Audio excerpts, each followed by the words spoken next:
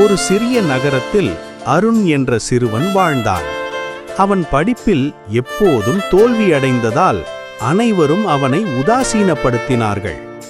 உன்னால எதுவும் ஆகாது என்ற வார்த்தைகள் அவன் மனதில் ஆழமாக பதிந்தது. ஒரு நாள் அவன் பள்ளி நூலகத்தில் பழைய புத்தகம் ஒன்றை கண்டான்.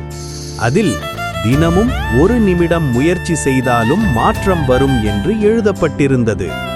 அந்த வரி அவனை யோசிக்க வைத்தது.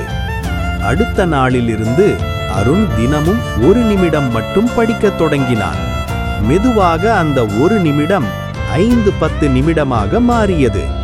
மாதங்கள் கடந்தன. வருட இறுதியில் அருண் தேர்வில் தேர்ச்சி பெற்றான். அனைவரும் ஆச்சரியப்பட்டனர்.